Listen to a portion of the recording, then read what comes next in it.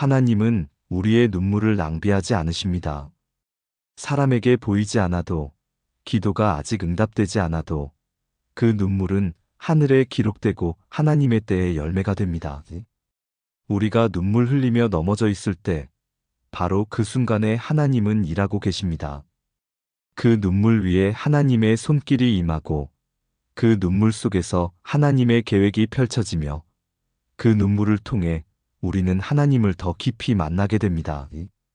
오늘 이 시간 눈물의 의미와 그 눈물을 기억하시는 하나님의 마음을 함께 나누고자 합니다. 자, 이제부터 오늘의 주제에 대해 시작해 보도록 하겠습니다. 우리는 살아가면서 많은 눈물을 흘립니다. 기쁨의 눈물도 있지만 대부분의 눈물은 아픔에서 나옵니다. 사랑하는 사람을 잃었을 때, 기도가 응답되지 않을 때, 억울한 일을 당했을 때, 자녀가 방황할 때, 건강을 잃었을 때, 관계가 깨어졌을 때, 우리는 눈물을 흘립니다. 그 눈물은 때로 하염없이 흐르고, 때로는 속으로만 삼켜지며, 때로는 하나님 앞에서만 쏟아집니다. 어떤 눈물은 소리내어 울게 하고, 어떤 눈물은 가슴 속에서만 맴돌며, 어떤 눈물은 베개를 적시는 밤의 눈물입니다. 많은 사람들이 눈물을 약함의 표시로 생각합니다. 믿음이 있으면 울지 않아야 하는데, 내가 울고 있다는 건 믿음이 약한 거야 라고 자책하기도 합니다. 어떤 분들은 하나님을 믿는데 왜 눈물이 나오지? 나는 믿음이 부족한가 봐라며 눈물 흘리는 자신을 부끄러워합니다. 특히 오랜 신앙생활을 해온 분들일수록 눈물을 감추려 하고 강한 척하려 하며 아무렇지 않은 척합니다. 교회에서 오래 봉사한 분들, 직분을 가진 분들, 신앙의 선배로 인정받는 분들은 더욱 그렇습니다. 내가 이렇게 약한 모습을 보이면 안 돼. 사람들이 실망할 거야 라고 생각하며 눈물을 꾹꾹 참습니다. 그러나 성경은 전혀 다른 이야기를 합니다. 눈물은 믿음 없는 자의 표현이 아니라 오히려 깊은 신앙의 언어일 수 있습니다. 눈물은 우리가 하나님 앞에 정직하다는 증거이고 우리가 아직 살아있는 영혼이라는 증거이며 우리가 하나님을 간절히 필요로 한다는 증거입니다. 예수님도 우셨습니다. 요한복음 11장 35절은 성경에서 가장 짧은 구절 중 하나입니다. 예수께서 눈물을 흘리시더라. 이 짧은 문장 속에 얼마나 깊은 의미가 담겨 있는지 모릅니다. 하나님의 아들이신 예수님, 죽은 나사로를 살리실 능력이 있으신 그분이 나사로의 무덤 앞에서 우셨습니다. 예수님은 나사로가 곧 살아날 것을 아셨습니다. 예수님은 자신이 생명의 주인이심을 아셨습니다. 그런데도 예수님은 우셨습니다. 왜일까요? 예수님은 마리아와 마르다의 슬픔을 보시고 죽음으로 인한 인간의 고통을 보시고 그들과 함께 우셨습니다. 예수님은 그들의 아픔에 공감하셨고 그들의 슬픔을 나누셨으며 그들의 눈물에 동참하셨습니다. 예수님의 눈물은 우리에게 말합니다. 나는 너희의 고통을 안다. 나는 너희의 슬픔을 이해한다. 나는 너희와 함께 운다. 이것이 우리에게 주는 메시지는 분명합니다.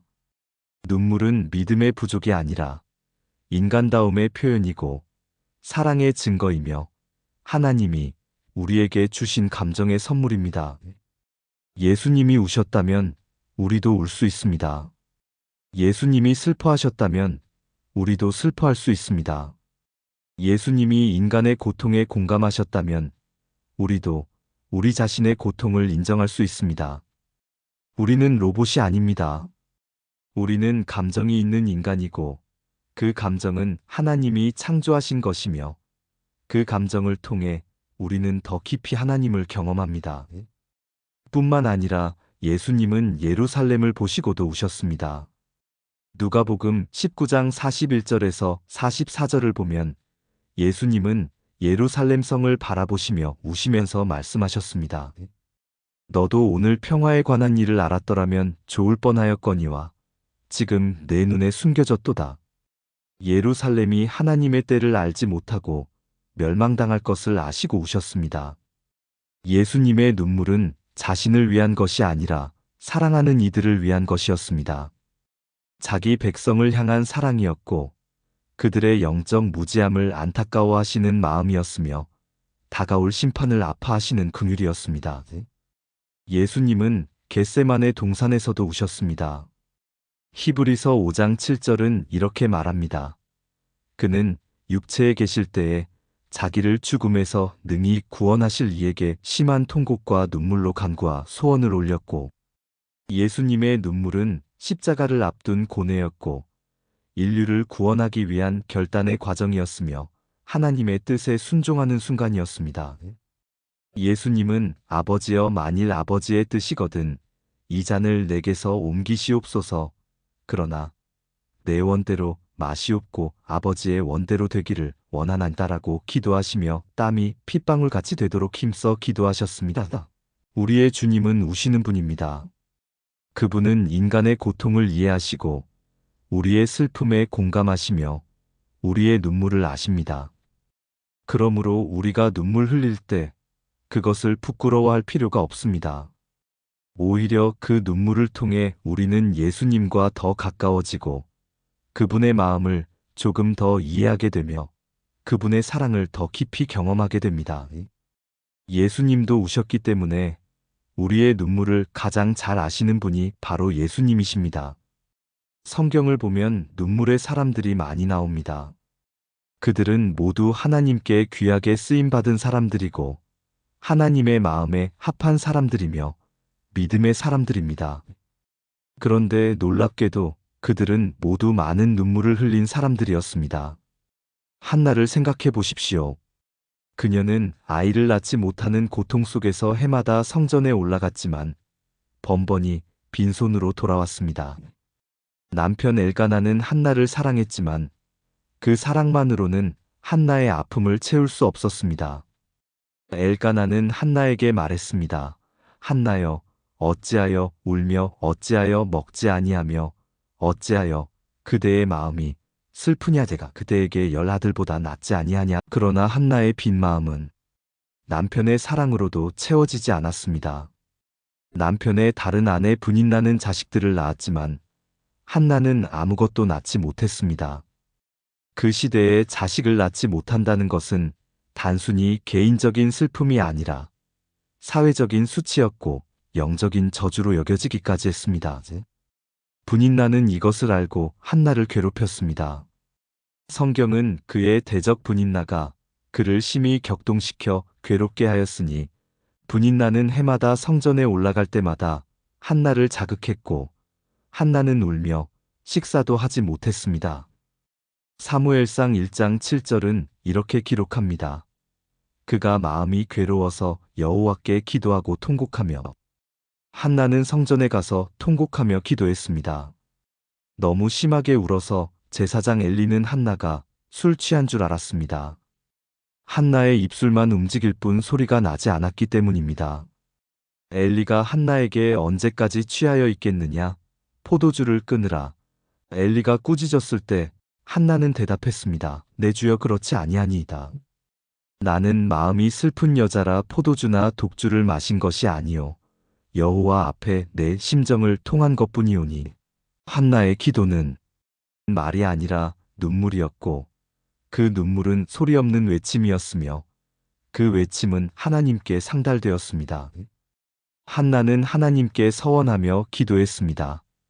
만군의 여호와여, 만일 주의 여종의 고통을 돌보시고 나를 기억하시고 주의 여종을 잊지 아니하시고 아들을 주시면 내가 그를 평생 여호와께 드리겠나이다.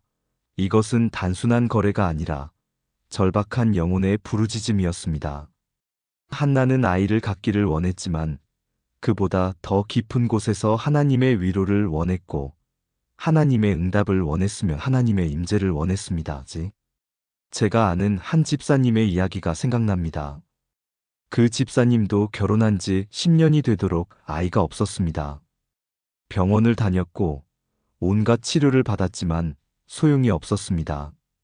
교회에서 기도받고 금식하고 새벽 기도를 나갔지만 응답이 없었습니다.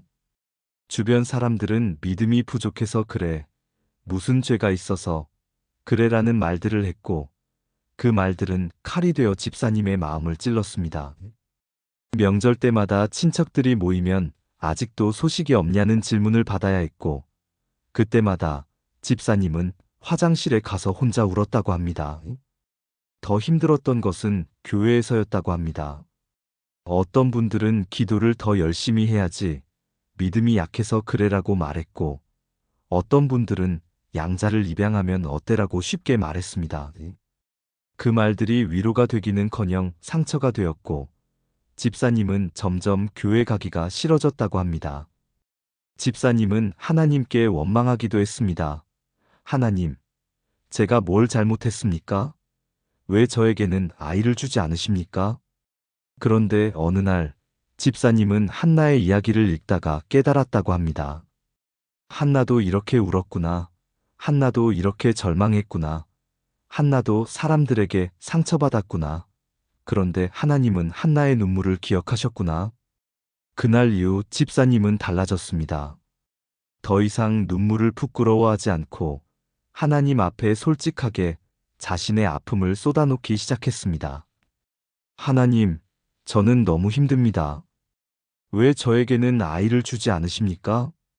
그래도 저는 하나님을 믿습니다. 하나님의 때가 있다는 것을 믿습니다. 그렇게 3년을 더 기도했고 마침내 하나님은 집사님에게 아들을 주셨습니다. 집사님이 45살 때였습니다. 의학적으로는 거의 불가능한 일이었지만 하나님은 그 불가능을 가능케 하셨습니다. 지금 그 아들은 청년이 되어 교회에서 찬양 인도를 하고 있습니다. 집사님은 말씀하십니다. 제 눈물이 헛되지 않았어요. 13년의 눈물이 아깝지 않아요. 하나님은 제 눈물을 다 기억하고 계셨어요. 그 눈물이 있었기에 지금의 제가 있고 제 아들이 있어요. 하나님은 한나의 눈물을 기억하셨습니다. 그리고 한나에게 사무엘을 주셨습니다. 그 사무엘은 이스라엘의 위대한 선지자가 되었고 왕을 세우는 사람이 되었으며 하나님의 말씀을 전하는 사람이 되었습니다. 사무엘은 사울을 왕으로 세웠고 다윗을 왕으로 기름 부었으며 이스라엘의 영적 회복을 이끌었습니다.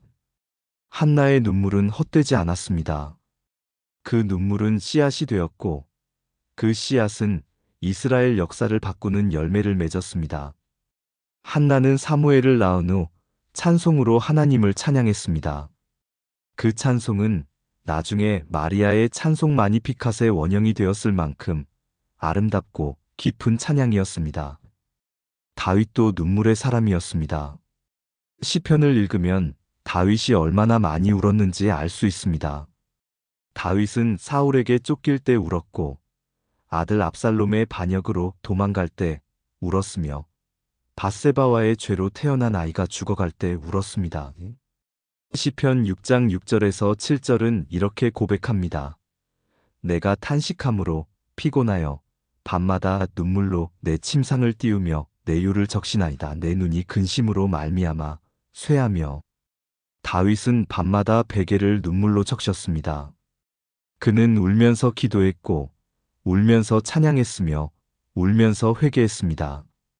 다윗의 눈물은 때로 원수들로 인한 것이었고 때로 자신의 죄로 인한 것이었으며 때로 하나님을 향한 갈망이었습니다. 시편 42편 3절에서 다윗은 이렇게 노래합니다. 내 눈물이 주야로 내 음식이 되니 사람들이 종일 내게 하는 말이 내 하나님이 어디 있느냐 하도다. 다윗에게 눈물은 음식이 될 만큼 일상적이었고 그 눈물 속에서 다윗은 하나님을 더욱 간절히 찾았습니다. 다윗의 삶을 보면 그가 흘린 눈물의 종류가 참으로 다양했음을 알 수 있습니다. 어린 시절 들판에서 양을 치며 외로워했을 때의 눈물, 골리앗을 무찌른 후 영웅이 되었지만 사울의 시기를 받아 도망 다닐 때의 눈물, 아둘람 굴에 숨어 지낼 때의 눈물, 사울을 죽일 기회가 있었지만 손을 대지 않고 괴로워했을 때의 눈물, 블레셋으로 도망가 적국에서 살아야 했을 때의 눈물이 있었습니다.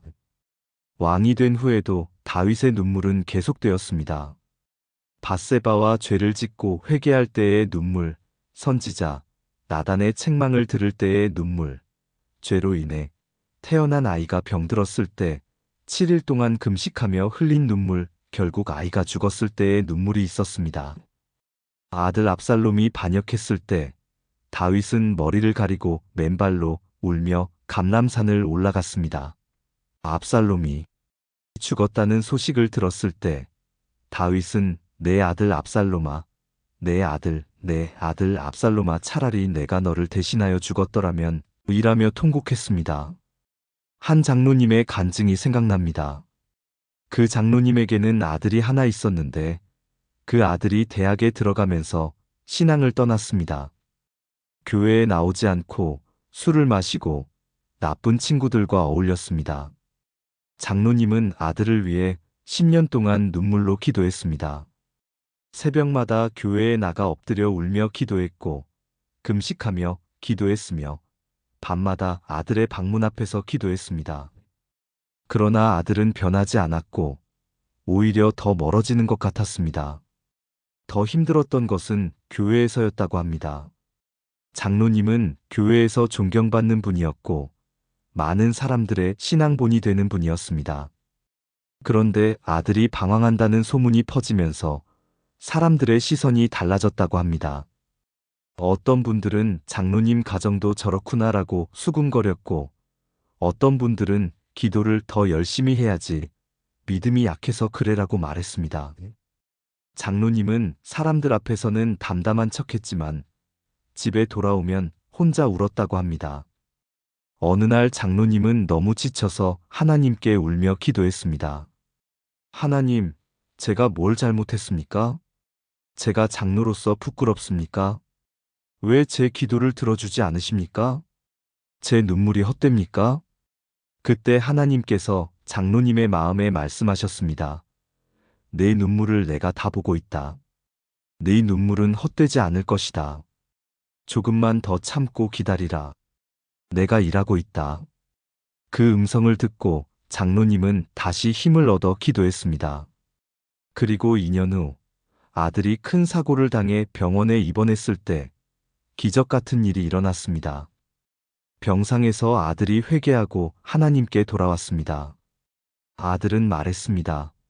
아버지, 제가 죽을 뻔한 그 순간에 아버지의 기도가 생각났어요. 새벽마다 교회에 가시던 아버지의 뒷모습이 보였어요. 제 방문 앞에서 우시며 기도하시던 아버지의 목소리가 들렸어요. 그때 깨달았어요. 아버지가 저를 사랑하시는 것처럼 하나님도 저를 사랑하신다는 것을요. 지금 그 아들은 신학교를 졸업하고 목회자가 되어 청년들을 섬기고 있습니다. 특히 방황하는 청년들, 교회를 떠났던 청년들을 찾아가 상담하고 회복시키는 사역을 하고 있습니다. 아들은 말합니다. 제가 방황했던 그 시간이 지금 사역의 밑거름이 되었어요. 아버지의 눈물이 제 인생을 바꿨어요. 장로님은 말씀하십니다. 12년의 눈물이 아깝지 않습니다. 하루하루가 지옥 같았지만 하나님은 제 눈물을 다 기억하고 계셨습니다. 그 눈물을 통해 제 아들이 목회자가 되었고 지금 다른 청년들을 살리고 있습니다. 그런데 그 눈물을 통해 다윗은 하나님의 마음에 합한 사람이 되었습니다. 그의 눈물은 그를 교만에서 겸손으로, 자기 의에서 하나님의 의로, 인간적인 생각에서 하나님의 뜻으로 이끌었습니다. 다윗이 밧세바와 죄를 짓고 회개할 때 쓴 시편 51편을 보면 다윗의 눈물이 얼마나 깊은 회개였는지 알 수 있습니다. 하나님이여 주의 인자를 따라 내게 은혜를 베푸시며 주의 많은 긍휼을 따라 내 죄악을 지워주소서. 나의 죄악을 말갛게 씻으시며 나의 죄를 깨끗이 제하소서. 다윗의 회개의 눈물은 하나님의 용서를 경험하는 통로가 되었고 그를 다시 회복시키는 은혜가 되었습니다. 다윗은 계속 기도합니다. 하나님이여 내 속에 정한 마음을 창조하시고 내 안에 정직한 영을 새롭게 하소서. 다를 주 앞에서 쫓아내지 마시며 주의 성령을 내게서 거두지 마소서. 주의 구원의 즐거움을 내게 회복시켜 주시고 자원하는 심령을 주사 나를 붙드소서. 시 5110-12. 이것이 눈물의 기도입니다. 형식이 아니라 진심이고 겉모습이 아니라 속마음이며 말이 아니라 영혼의 부르짖음입니다. 시편 56편 8절은 다윗의 믿음을 보여줍니다. 나의 유리함을 주께서 계수하셨으니 나의 눈물을 주의 병에 담으소서. 이것이 주의 책에 기록되지 아니하였나이까. 이 구절은 오늘 우리가 깊이 묵상해야 할 말씀입니다. 하나님은 우리의 눈물을 세십니다. 하나님은 우리의 눈물을 병에 담으십니다. 하나님은 우리의 눈물을 책에 기록하십니다. 이것이 무슨 뜻입니까? 우리가 흘리는 눈물은 땅에 떨어져 사라지는 것이 아니라 하나님께서 하나하나 귀하게 여기시고 보관하신다는 뜻입니다. 우리의 눈물은 잊혀지지 않습니다. 우리의 눈물은 낭비되지 않습니다. 우리의 눈물은 반드시 하나님의 때의 응답으로, 위로로, 열매로 돌아옵니다. 고대 근동 지역에는 눈물을 병에 담는 풍습이 있었다고 합니다. 사랑하는 사람이 죽었을 때 가족들이 흘린 눈물을 작은 병에 담아서 무덤에 함께 넣었다고 합니다. 그 눈물병은 슬픔의 깊이를 나타내는 동시에 고인에 대한 사랑의 증거였습니다. 눈물이 많을수록 사랑이 깊었다는 것을 보여주는 것이었습니다. 실제로 고고학자들이 고대 무덤에서 이런 눈물병을 발견했다고 합니다. 작은 유리병이나 도자기 병에 눈물을 담아 봉인한 것들이 있었다고 합니다. 다윗은 이 풍습을 알고 있었고 그것을 하나님께 적용했습니다. 주님, 제 눈물을 병에 담아주세요. 제 슬픔을 기억해 주세요. 제 고통을 잊지 말아주세요.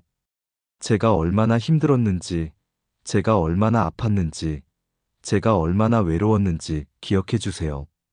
다윗은 하나님이 자기의 눈물을 하나하나 세시고 병에 담으시며 책에 기록하신다고 믿었습니다. 하나님은 당신의 눈물을 잊지 않으십니다.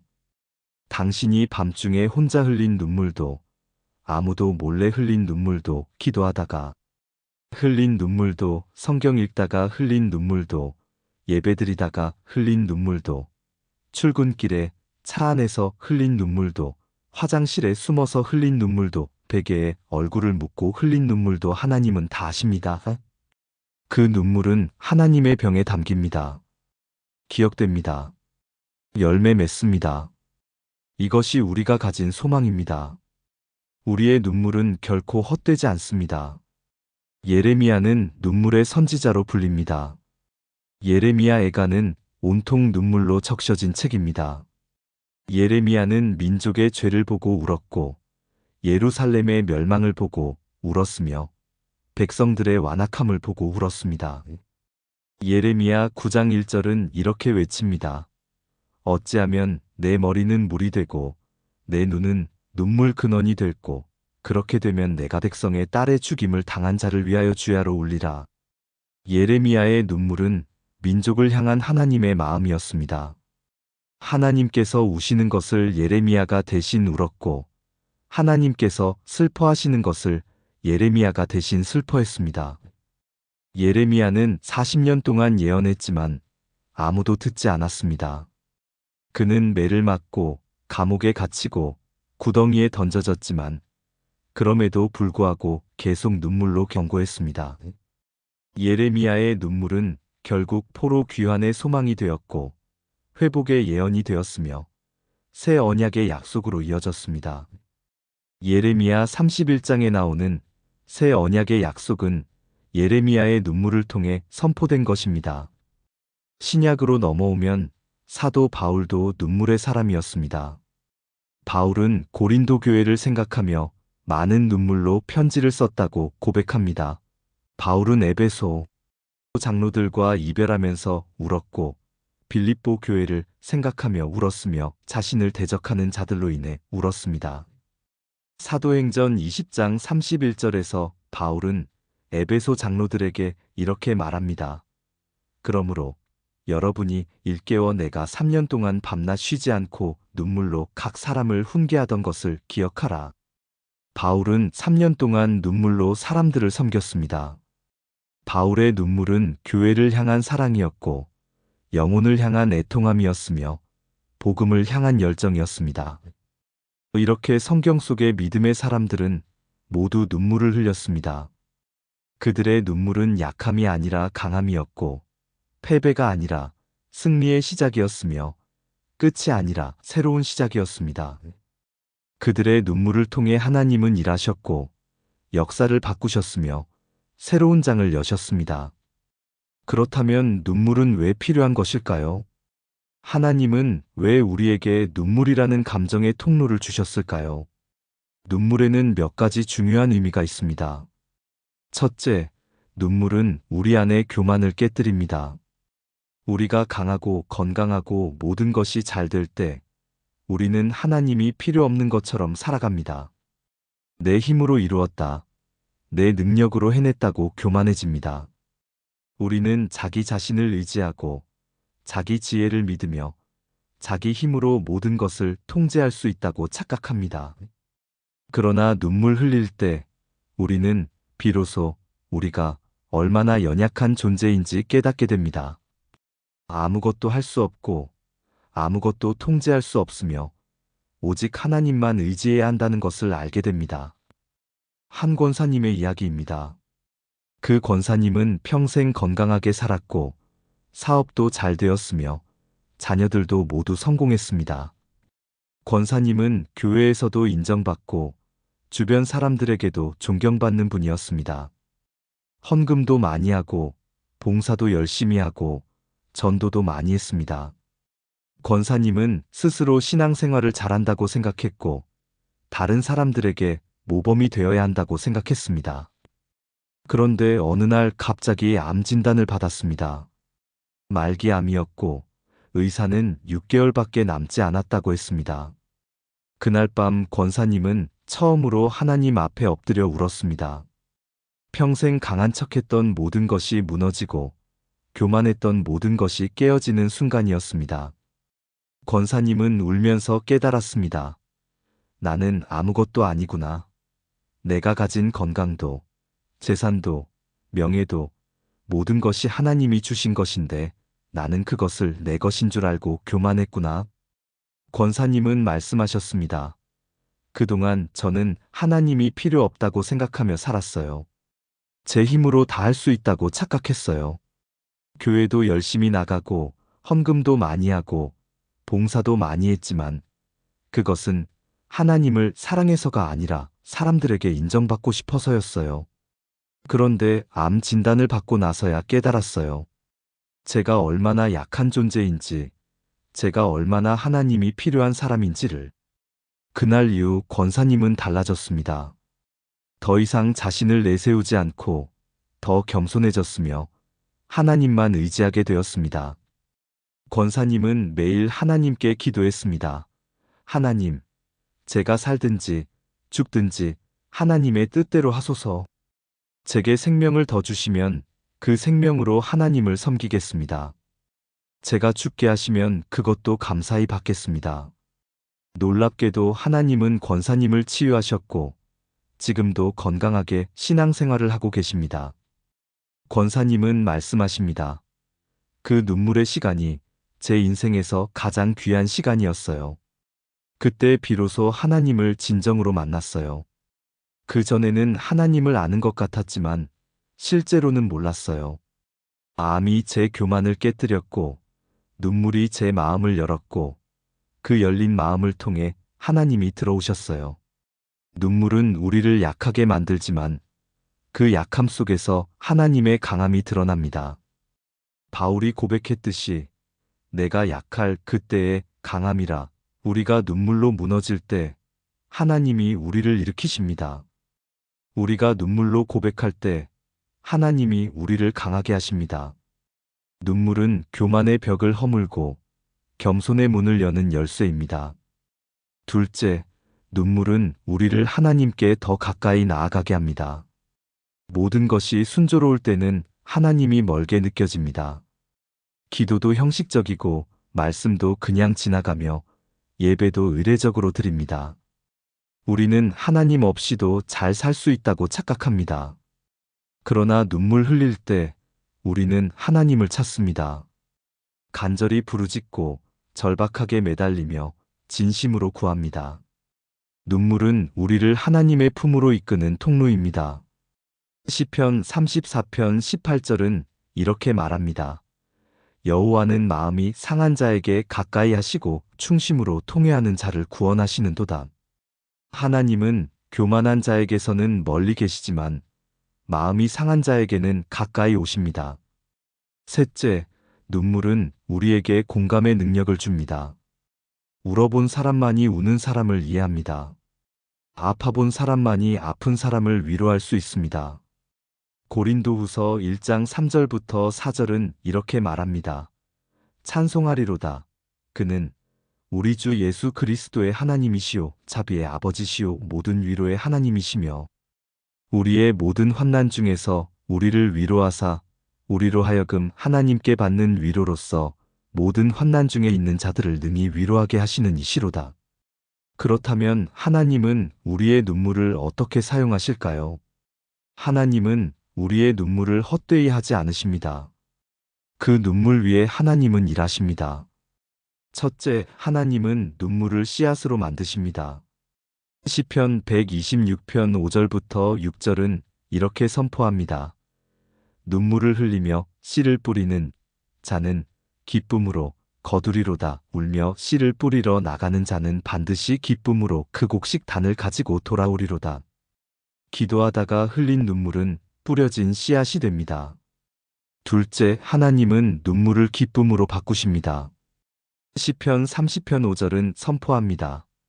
그의 노여움은 잠깐이요 그의 은총은 평생이로다. 저녁에는 울음이 기숙할지라도 아침에는 기쁨이 오리로다.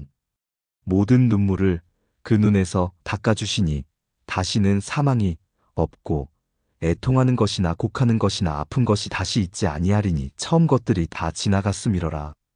사랑하는 여러분, 지금 눈물 흘리고 계십니까?